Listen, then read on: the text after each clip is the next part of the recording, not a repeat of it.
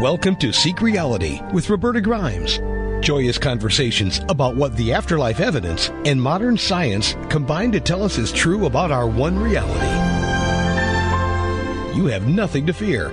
You are eternal and you are perfectly loved. Knowing the truth changes everything. Now, here's Roberta. Dear friends, this is Roberta Grimes. Welcome to Seek Reality. I'm delighted you're with us today. Over the past 5 years, we have done an amazing 286 episodes of Seek Reality. I can't believe it. A few have been just you and me, but nearly all of them have included a guest whose insights I wanted to share with you. And you know, to this day, I'm still excited about each of our guests. This never gets old for me. We learn so much from them, and I'm so glad that my need to help you learn the truth has brought into our lives such wonderful people. I'm not by any means an expert, although I try to be on all the topics Seek Reality covers. So often I'm learning right along with you. And our guest today is one of those people we keep inviting back because she has such good information to share, and she does it well. Today is Joyce Stewart's sixth appearance on Seek Reality. She works in an area which many people don't know much about yet, energy-based healing. But this is going to be the primary mode of healing in the much better time that's really not quite dawning yet, but it soon will, when our old physical methods of healing our bodies and minds will be seen as, not to put too fine a point on it, barbaric. The great quantum biologist Bruce Lipton said that energy-based healing is at least 100 times as effective as matter-based healing. And, of course, healing with energy is so much less invasive, so much less painful, so much easier on our bodies and our minds. Joyce Stewart is what she calls a holistic health practitioner. She's had a lifelong fascination with spirituality and how it integrates with healing, and she's one of the earliest leaders in this new field of non-invasive healing of the body and the mind. Joyce has 2 books already out, Interconnected by God, Healing for Your Spirit, Soul, and Body. I think we've talked about each of these. And the other one is God is Love, A Spiritual Journey from Fear to Love. Now, her 3rd book is brand new, out right now. It's brief, it's easy to read, and it's powerful. It's called Restored to Love, Healing Sexual Abuse Trauma. Wow. Welcome, Joyce. I'm delighted to have you with us. Thank you, Roberta. I'm happy to be here with you and your audience today. Now, tell us a little bit about how spirituality does integrate with healing, because it's not something many people think of together.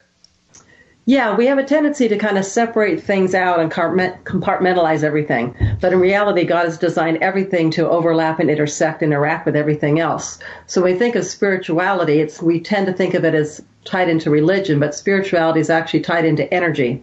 And Our spirit is a form of energy. And we are all of these energetic spiritual beings who just happen to be living in this physical body. So our core of who we are is energy, it's spirit. And so when you learn to work with energy and spirit, you can go ahead and bring healing into the body, the mind, the emotions, every part of a person. One of the quote from you, we are spirit beings, therefore it's important that we heal from any abuse trauma so our light can shine and we can live from love instead of fear. Don't settle for being a victim or a survivalist. Choose to heal and thrive. And I mean, that resonates with me because so many people I hear from are damaged in some way or another, and they seem to accept that as if it were normal. You know, they're a tree, they lost a branch, they got to, somehow survive without the branch. But that's not true, is it? No, it's not true, but that's the message that society tells people. It tells people that if something bad has happened to you, if you've been abused in any way, if you suffered any trauma, well, you just got to learn how to deal with it, how to live with it, and how to go on in life and just be, like I said, a survivor or a victim. Because traditional methods for healing these type of things are basically traditional talk therapy, medications, or coping skills. But all that really does is just kind of help you manage the symptoms. It actually doesn't heal the root cause, which is this dense, heavy energy that's blocking your energy system because of the trauma of which you went through. So energy-based healing, we can go in and actually release all that junk out of you so you can be healed, the symptoms will go away, and you can get your life back. Wow. Now, is this what's called a holistic healing, or is holistic healing somewhat different? Holistic healing is kind of like a broad term that we use. So when we think about holistic healing, we think about the idea that we are body, soul, and spirit. Everything is interconnected, that what we feed our body in terms of the food we eat is going to affect our health. Whether or not we have a spiritual orientation is going to affect our health. So it's really looking at all the different parts of us and how they interact with each other. And where energy-based healing is really focusing on the energy side of holistic healing. Okay, so this is a part of a whole big broader area, which is now just starting to be talked about. Really, as far as I can see, this is brand new, and so exciting to be on the leading edge of it. Yes, it is. Actually, we're not on the leading edge. Someone else a long time ago was. I should just say parenthetically that Joyce and I, if you're new to Seek Reality, have a different view of God and Jesus, which is actually probably certainly more accurate and probably more profound and life-transforming than anything any Christian denomination would give you. But Jesus is our way shower and our best friend, and it doesn't matter what your religion is. You can have another religion and still follow Jesus. But Jesus himself, I have to just share with you a few little quotes. Jesus used the minds of the sick when he healed them. This struck me even as a child when I was reading the Bible, and it's really remarkable now. I'll just give you a few little examples. There was a centurion who was sure, he said, just say the word and my servant will be healed, because when I give an order, everybody obeys it. So I'm sure you can just say the word. And Jesus said to the centurion, "It shall be done for you as you have believed." And the servant was healed at that moment. That's Matthew 8:13. It was all about his belief. It was over and over again. Jesus says, "Your mind has healed you." Here's another example.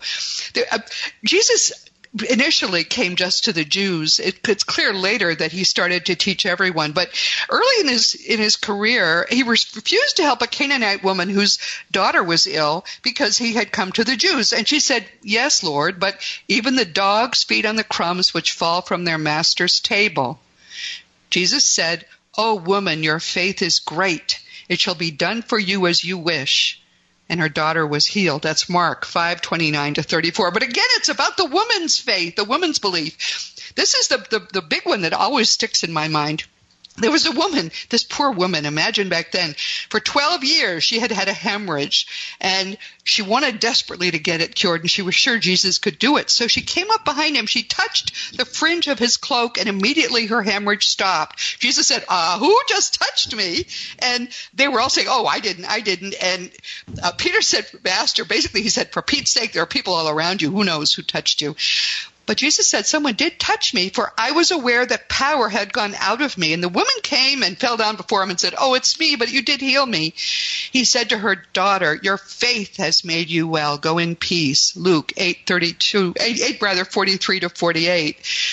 What's interesting, too, is you could see how wry he sort of must have felt about this. He's sort of rolling his eyes as he said it. A prophet is not without honor except in his hometown and among his own relatives and in his own household. When he went back to his home village, he could do no miracle in his home city except when he laid his hands on a few sick people, healed them. But otherwise, it didn't work at home. Why didn't it work at home? Because they had known him when he was a little kid. They didn't believe. It was their faith that got in the way, or their lack thereof. That's Mark 6:44-6. So here's the thing. Jesus was using, basically, don't you think, Joyce, he was using the same kind of healing 2,000 years ago? Yes, he was. And, I was raised in a Christian church, but I'd never, ever looked at Jesus' healing as being energy healing until I had my own private practice of learning more about how to heal people with emotional and physical and mental disorders, issues like that. And then I went back and actually studied Jesus and the way he healed. And that's when the light bulb kind of went on. I thought, wait a minute, this guy's healing using energy. He understands how this works. He uses his body as a conduit for the energy of God to flow through and send out the healing power and energy into the person who's sick. And he also understands that everything comes out of your beliefs. Our beliefs are very, very powerful. And if you don't believe you're going to get well, then chances are you're not going to get well. But if you believe you can get well, it's going to increase your chances of actually getting well, because our beliefs affect our thoughts, which affect our emotions, which affect our physical body. Repeatedly, because this is an area that does interest me, obviously, although, of course, I can't do any of this myself because I don't believe I can. But I come across tales of people who had horrible terminal illnesses that were instantly healed. That does happen, Joyce. I'm amazed to know that. Yes, it does happen. Yeah, it's instantaneous healing can happen. When you can get everything in alignment at the same moment in time, energetically, you can get that instantaneous healing. So specifically, so you in your practice do help people with physical ailments, right? Because we've talked about that before. I do if the physical ailment is coming from an emotional. In other words, I don't specialize in helping people that have cancers and all kinds of physical illness and disease. But what I find is when I get my clients, they come in for emotional, relationships, spiritual type of issues. Many times it manifests in the physical body. So they have aches and pains in different parts of their body because everything is connected. So like repressed emotions or energy, when we keep them repressed in our body, they don't die. They manifest in our cells and our organs. If they stay there long enough, they will manifest as physical illness and disease. And so sometimes that when you go in and you release out all of that dense emotional junk that was within the person, the aches and pains of the disease will automatically go away. What kinds of symptoms might someone have who has an emotionally based problem that is manifesting physically? Usually, the emotions, things like they're going to have depression, they're going to have anxiety, they're going to have fear, they may have some anger issues, grief, sadness. Those are the type of things that we typically see that get manifest within their body. And so sometimes I can be working with someone that's very interested because we'll start a session. They will have no physical pain anywhere in their body. And then we start talking about some of the stuff that we're going to release. And all of a sudden they'll say, my arm is hurting me right now. Oh, no. So you caused it. My back's hurting me. And I know that whatever it is that wants to be healed is rising to the surface and getting our attention to say, hey, I'm ready. Here I am. Heal and release me. I'm ready to go. And then once we identify it, we release it energetically, then the pain goes away. Wow, that's really impressive.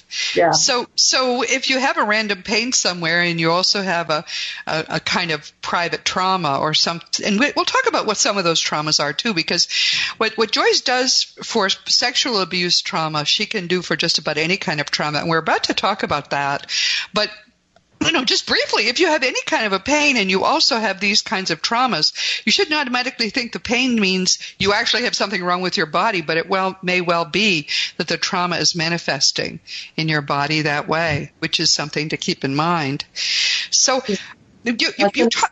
sometimes like massage therapists, people that do massage, many times while they're massaging a person's body, that person will automatically start crying. They'll start feeling all these intense emotions rising up because the massage is massaging a part of their body where those emotions had been stored.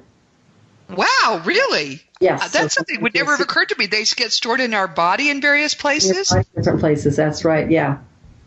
Okay, so someone in the back row is saying, well, why does that make sense? The body's physical and the spirit is not. But my answer would be that we're built like Matryoshka dolls. We're nested energy bodies, really, and only this one that is made out of matter, that's the only one we see, but there's a whole nest of bodies there.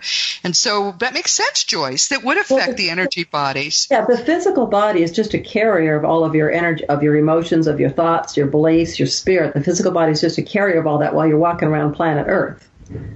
Yeah. Okay. Well, the physical body manifests things within us that are not healthy. So when we start having physical illness, disease, aches and pains, whatever it is, it's our energy body, or whether it's our thoughts or emotions or beliefs or spirit, whatever is saying, hey, something's not right. You need to address this. All right. Let's talk then about sexual abuse. Is this mainly sexual abuse of children, like you were abused in childhood, or is it you've had an abusive spouse or partner? It could be either, perhaps? It could be anything. We've got a lot of people in our society that were sexually abused growing up as children, but then we have a lot of adults today that get sexually abused, especially a lot of times on college campuses with the rapes and different things like that you see. You see all the sexual harassment in the workplace going on. So, yeah, sexual abuse harassment is pretty much at any age people can experience it. And one of the things you say is that it affects how we think about God, and it even affects how we think about good and evil. Talk about that. Well, yeah, especially our concepts about God, because we're taught that God is this good, loving, benevolent God who never allowed anything bad to happen to you. And then when we start having these what we call bad things happen to us when we're being abused, it's like, well, where's God? How come he wasn't here protecting me? If he loves me, where was he? How come I got hurt? How come this person was allowed to do this to me? And so sometimes people get to the point where I want nothing to do with God. Goodbye. I have nothing to do with religion, nothing to do with spirituality. God wasn't there for me. I don't care about God. I don't like God. and they will really turn their back on God because the belief system they had was that God was supposed to protect them from ever feeling any type of hurt or pain on the planet, which is an unrealistic belief system, but it's a belief system that a lot of us are brought up on, especially in the church, that somehow God's going to protect you. You know, once you become a Christian, once you accept Jesus, that everything's going to be rosy and no bad things are going to happen to you again. Right. No, but that's not realistic. No, not at all. Those belief systems, the reality is we live on a fallen planet. We live on a planet of duality where there's good and evil. And all of us, it doesn't matter if you're a good or evil person, you're going to experience good and you're going to experience bad. You know, Jesus said the rain falls on the just and the unjust. Right, that's true. And so we're all going to experience some type of abusive trauma as we go through this life. But when we have that happen to us, we don't want to shake our fist at God. We want to step back and realize, okay, this really has nothing to do with God. But God is the one that I can go to get the healing that I need for what just happened to me. Okay, so it wasn't God's fault that I need. But he can help you. He can help you through the process and help you through the healing process. But God never causes any type of illness or disease. He can't. He's love. He's 100% divine love God. So it'd be impossible for God to inflict any type of evil on anybody because it's not his character. Yeah, I'd like to add, too, you talk about 3 lies that we often believe about God. Which I guess, I mean, talk about these, that God has forgotten us, God doesn't love or care about us, or God causes evil. People think that? People do think that, yes. Yeah. Well, how is that possible? Well, the idea that God has forgotten me goes back to the belief that if God loves me, if God knows that I exist, then God's going to make sure that everything goes well in my life. You know, God's going to make sure everything goes good. So when something bad happens, our initial thought is, well, where's God? God was supposed to protect me. Whereas lots of scripture where it talks about, you know, God's protection, the angels protecting us. So we grow up believing that God is a God who protects us. And so when bad happens, it's God forgot me. God didn't protect me. God must not love me. Because here again, we're associating the evil as coming from God. In reality, it never came from God in the first place. So many times people on the planet, when they have a lot of their own trauma, their own junk within them that they don't want to deal with, what they do is they project it out on everybody else. I want you to hurt as bad as I hurt. Oh, really? Yes. I'm in pain. I'm going to do something to project it on you so you get to feel pain instead of me getting to feel pain. If that makes sense. So no, it does make sense. In our society.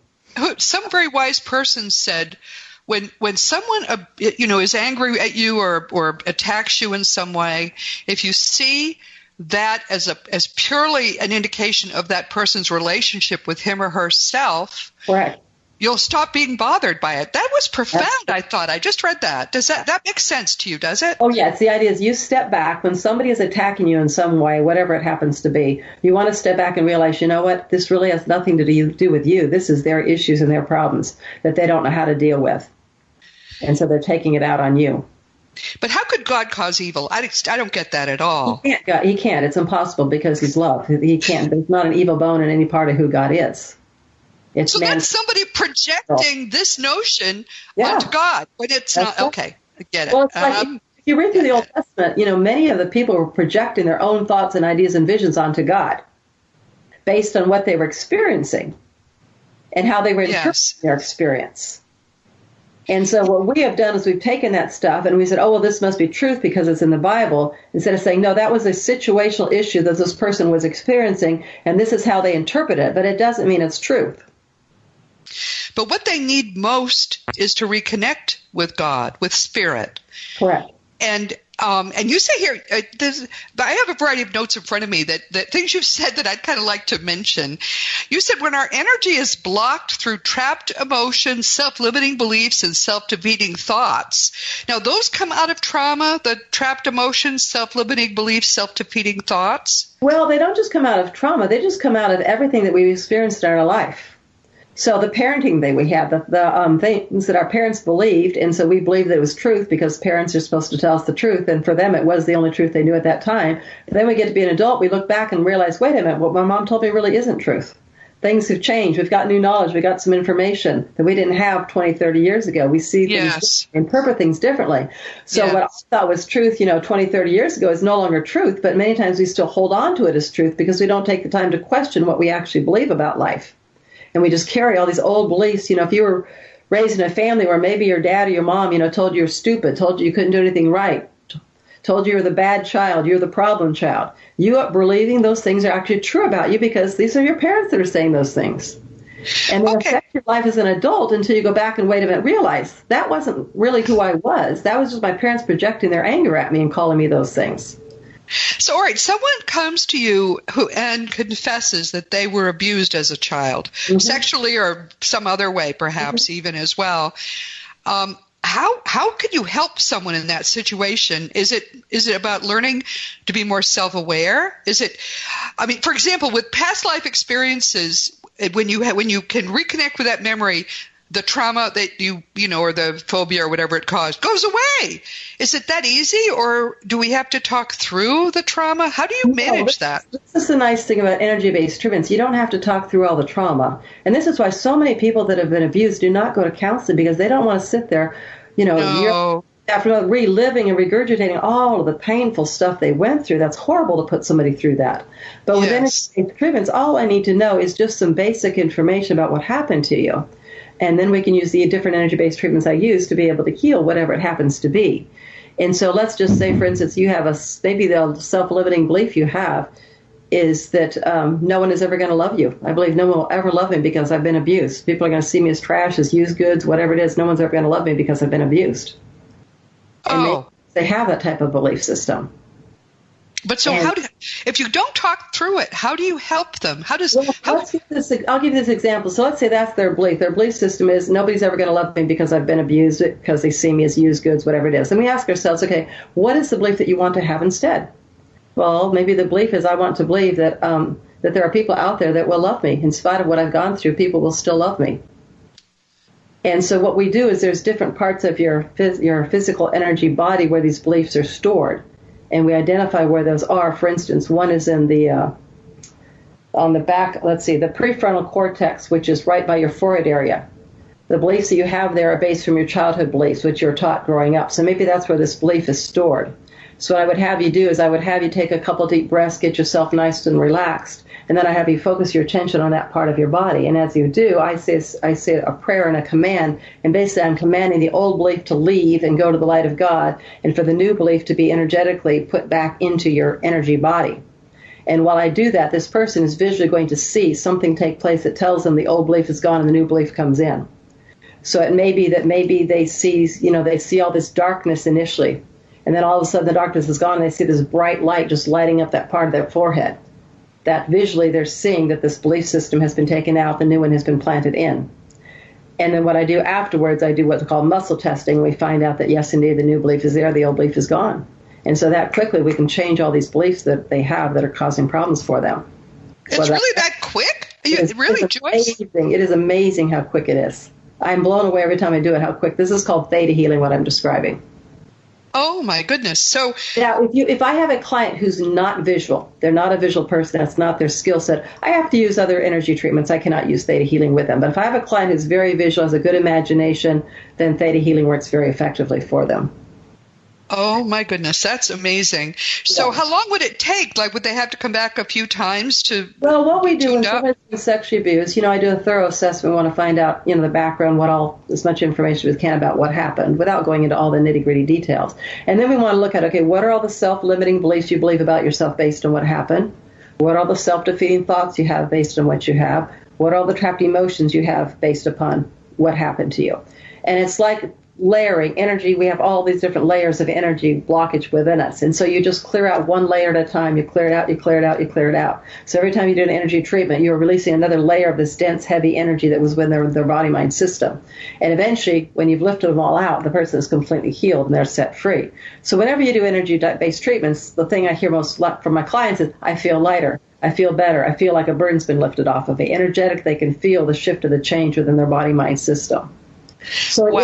So it doesn't happen in 3 months. You have to consistently come back as we go layer and layer until we can get everything out.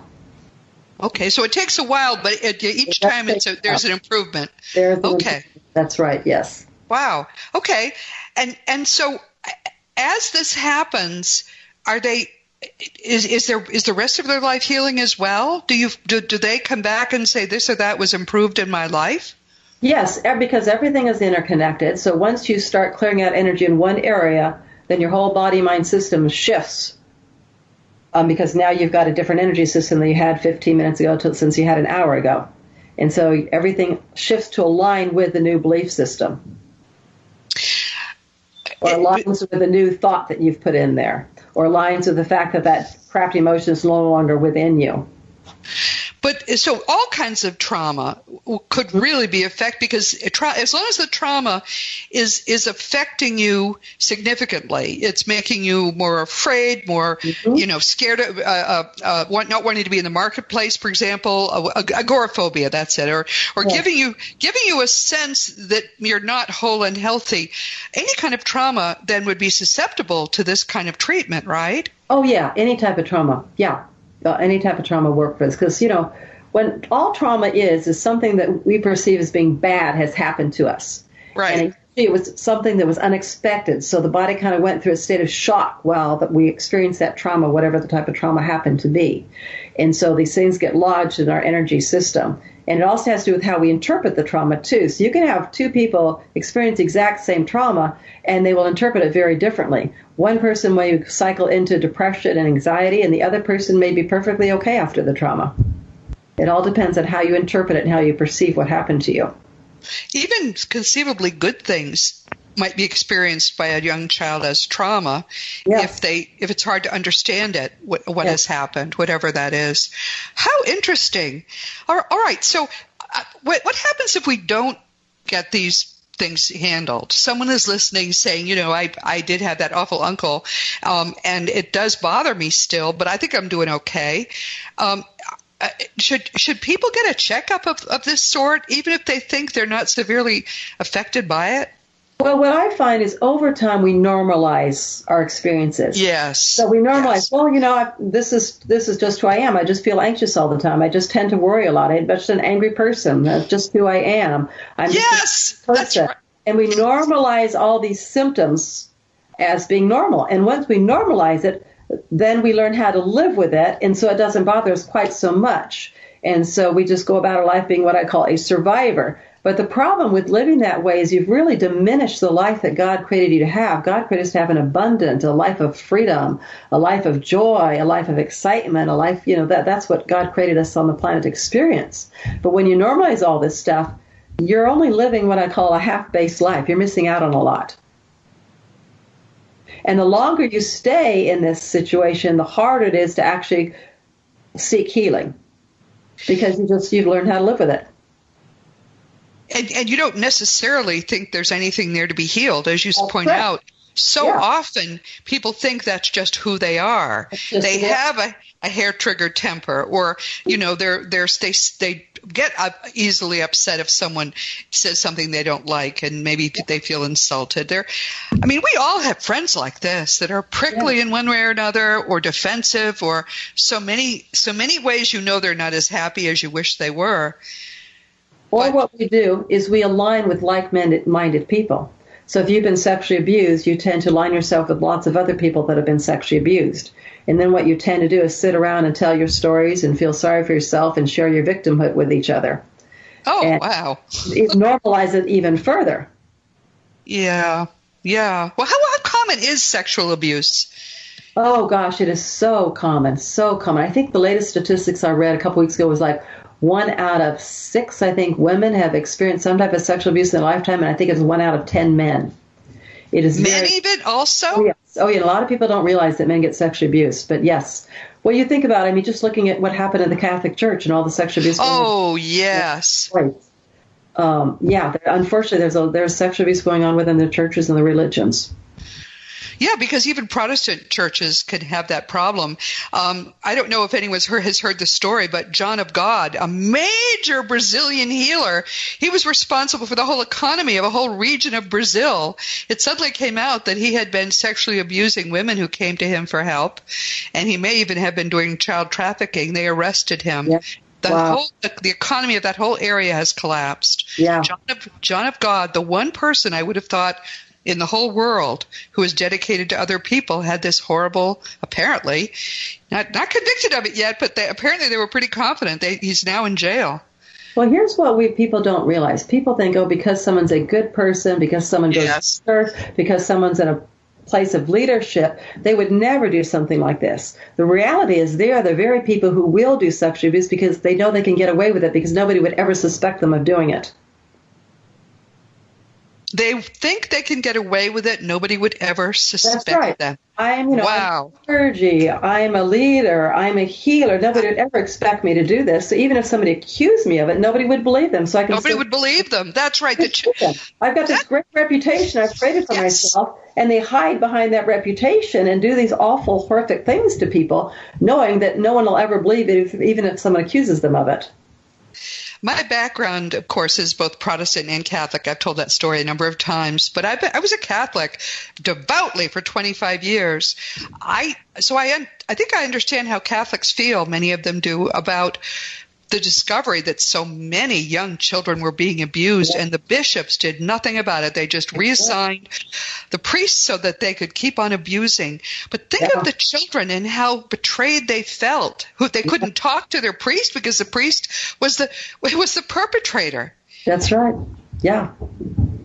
And it seems to me doesn't that make the trauma worse, though, Joyce? Absolutely. The people you most trust are the ones who are harming you. Oh, and this makes it so difficult because then you grow up feeling I can't trust anybody. That's right. That were supposed to love me, the very people that I was supposed to be able to trust, they betrayed me. So as an adult, they have a very difficult time trusting anybody. They have a very difficult time actually allowing themselves to be loved by anybody because they fear someone will betray them. So it makes it very difficult to have relationships as adults when you've been sexually abused growing up. Help us understand a little more about the energy flow, because you talk about that in your book. And how does energy flow in our bodies? Why is it important that it keep flowing? Okay, so basically when you think about the energy, we think of the Chinese meridian system. So we've got these energetic meridian lines that go all throughout our body. You can think of them like blood vessels and veins and things like that, but they're energetic. And then along them we have these little, what we call acupoints, little energy points. And so in a healthy person, a person who's healthy body, soul, and spirit, their energy is just freely flowing throughout their body. It's flowing everywhere. It's flowing to the organs. It's flowing to everything. The energy is flowing. They're in a state of health. But when you're in a state of unhealth, you get energy blockages. So maybe one of these meridian lines is blocked. The energy can't push through, or maybe it's pushing through very, very slowly. Or maybe some of the acupoints have been blocked, and so the energy can't push through there. Then we also have the chakra system. We have the 7 basic chakras, and each one of those are a vortex of energy that affects our organs in that area. And so sometimes the chakras, the energy there can get blocked, and that's not flowing freely through the body into the organs and the parts that we need to be healthy. And then you also have beyond that, you've got your auric system, which is the aura, which is, I view that like this energetic bubble of which our physical body is surrounded by that protects our physical body. But if your auric field is very weak and it's got holes and tears in it, then you are open to receive all kinds of sickness and illness and disease and all kinds of stuff that's going to cause harm and damage to you. If your aura is nice and strong, it serves as a protection, and everything just bounces off of you so you can stay healthy. So Joyce, there's something I want to know about this now, because you brought up something that I've always kind of wondered about in the back of my mind. We have the auric, the auras. Everyone knows, of course, you're surrounded by a colored aura, and some people can even read the auras, see the auras and read them. So we've got that. We've got the chakras, and I think that comes out of India. That's like an Eastern thing, but apparently it's legitimate and real, as you're just saying. It's definitely real, yes. Okay, and then we've got the Chinese system, which to me is amazing. Yes. The Qigong and acupuncture and all these things which actually work. Yes. So are these 3 different ways of looking at our energy bodies? How are they related, or are they the same, just different ways of looking at them, or are they all different? Well, I look at it just like in our physical body. Our physical body, we've got organs, we've got cells, we've got bones, we've got blood vessels, but they're all different parts of our physical body, and they all work together. Your energy body is the same way. You've got the different parts of your energy body that make up your energy being, but they're all interconnected. They all work together to keep you healthy. So really, there are 3 different things. And they're not 3 ways of looking at the same thing. They're 3 different things. There's 3 distinct parts of your energy body. That's correct. You've got the auric field, you've got the chakras, and you've got the meridian lines and the acupoints. There are 3 separate parts of the energy body, but they all work together. Okay, I wonder why the three different areas of the world came up with, noticed and focused on each of them a different part of our energy body. Isn't that strange? Don't you think? Because distinctly, they are three different parts of the world in terms of our awareness of them, aren't they? Yes, it is very interesting when you look back. Yeah, and it's almost like, the way I look at it is we as humans, we can receive information and knowledge and wisdom from God based on what we are willing and ready to receive and accept. And so different parts of the world at different times are willing to receive different bits of pieces from God. Okay. And all right. Is today we live in a very interconnected world, so we can start to learn from each other. You've got this that I don't have. I've got this that you don't have. Let's share our knowledge, and we can both get a greater understanding of how everything works. But everyone, think about this. This is a much more, energy healing is a much more efficient and helpful and less invasive or traumatic way to treat all this stuff, these psychological problems, many physical problems too. Yes. And yet we can't really make much progress yet, except with courageous people like Joyce who are forging ahead. It doesn't matter. Because the scientific community refuses to believe that any of this is true, even though there's so much evidence that it is true.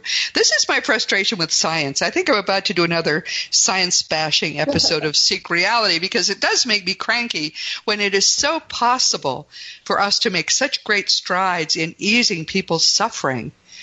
But all right, here's a positive thing, though, Joyce.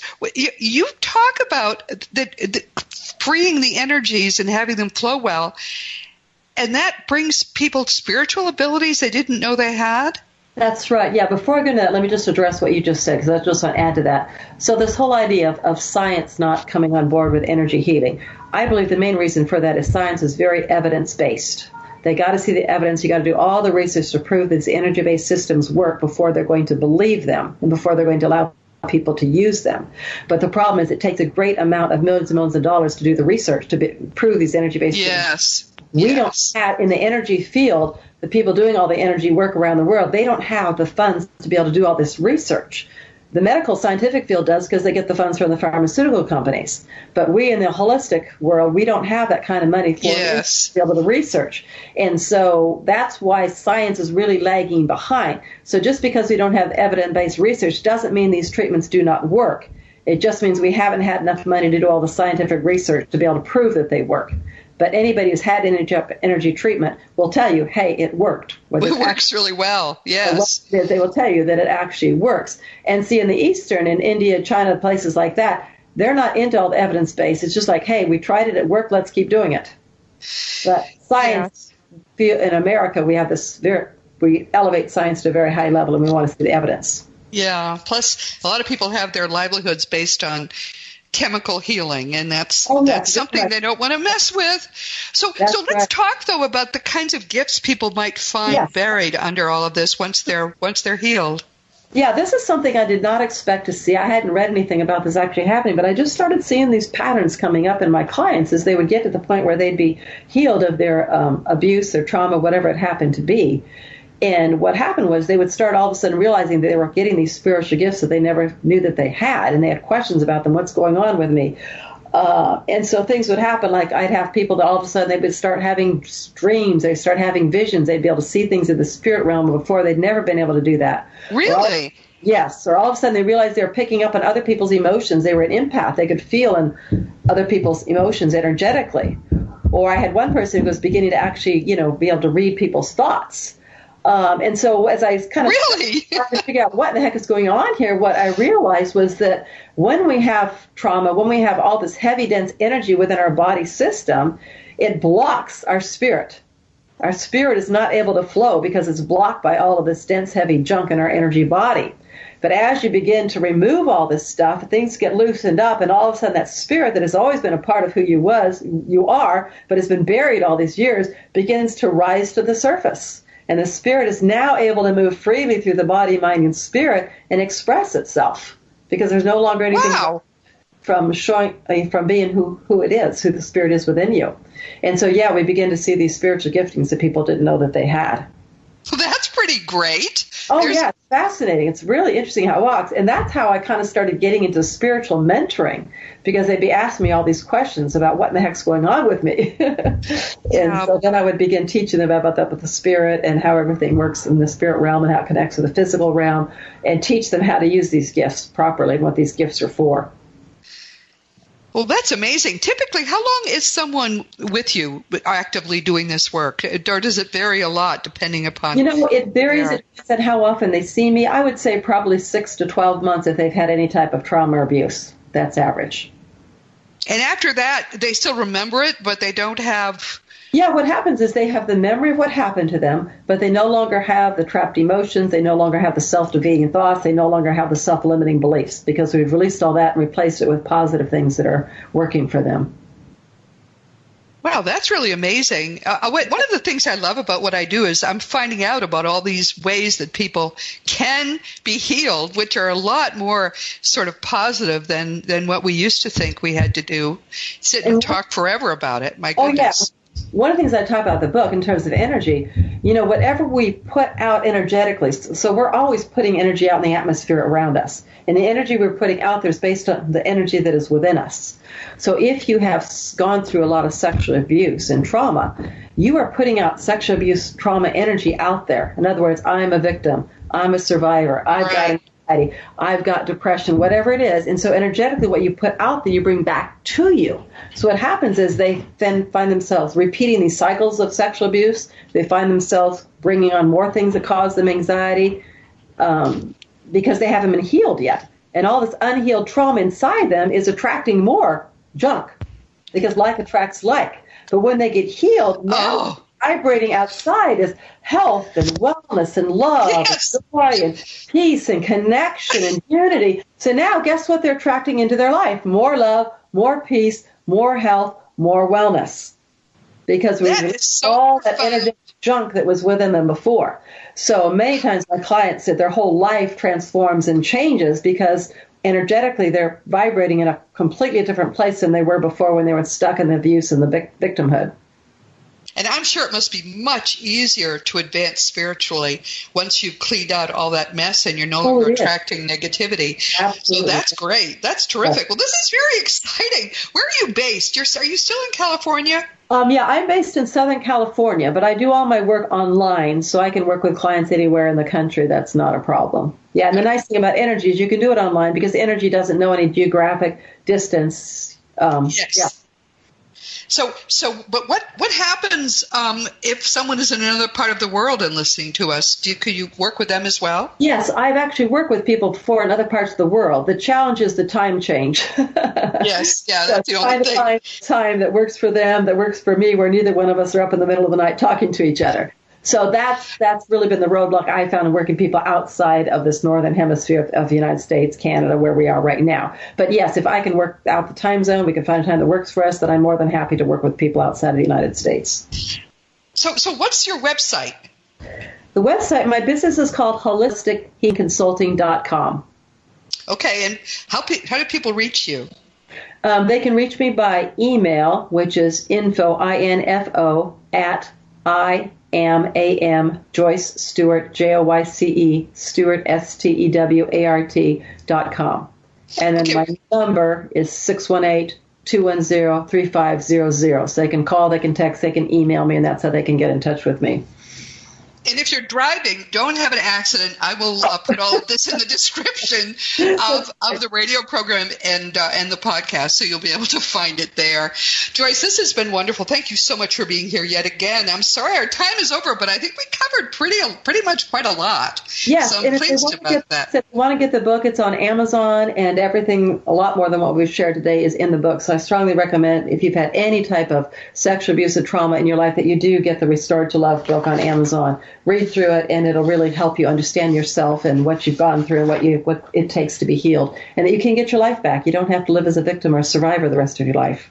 Wow, that's a powerful statement. Thank you so much, Joyce. You're welcome. Everyone, this has been Seek Reality with Roberta Grimes, and I'm really glad you could be with us today. I learned a lot. I hope you did too. Please never forget that you are a powerful, eternal being. You never began. You never will end. And when you really understand everything that means, it's going to change everything in your life for the better. Next week, we're going to have another repeat guest, someone I also really enjoy. Here for the fourth time will be David Lowe. David is one of those really interesting, kind of mildly eccentric people who get deep into a topic, and then they have a lot of information to share with us. So we don't have to get that deep into it. And in David's case, his interest is in dreams as a spiritual experience. His website actually is called worldspirituality.com. I don't even remember dreams usually, and I don't care about them that much, but I hear from people, every day I get a lot of emails, and I hear from people talking about very vivid dreams. What did this mean? I don't know. So we're going to have David come and talk with us again about dreams. This, I think, is his third time talking about dreams. And especially, he's going to talk next week about the symbolism in dreams. Like everyone knows, dreaming about snakes has something to do with sex. Is that true? We'll find out. What about scary nightmares? What do they mean? David Lowe is our Seek Reality expert on dreams, just as Joyce is a wonderful, wonderful expert for us on healing of all kinds, on energy, actually on a lot of spiritual matters too. So I love having these people that I can rely on to share their wisdom with you. So join us next week for David Lowe. But meanwhile, this week, we've been talking with our wonderful friend, Joyce Stewart, and she's been here for the sixth time. Her book is brand new, and it's extremely timely. It's called Restored to Love, Healing Sexual Abuse Trauma. It's about really healing almost any kind of trauma. What I love about it is that it's a short book, but it's powerful. It's a really powerful read. I enjoyed it very much. She uses energy-based healing treatments to heal not just traumas caused by sexual abuse, but all kinds of trauma. And everything is energy. Nothing else but energy exists. And Albert Einstein said that. He said, concerning matter, we have been all wrong. But what we've been calling matter is energy, whose vibration has been so lowered as to be perceptible to the senses. There is no matter. Einstein said that, for heaven's sake.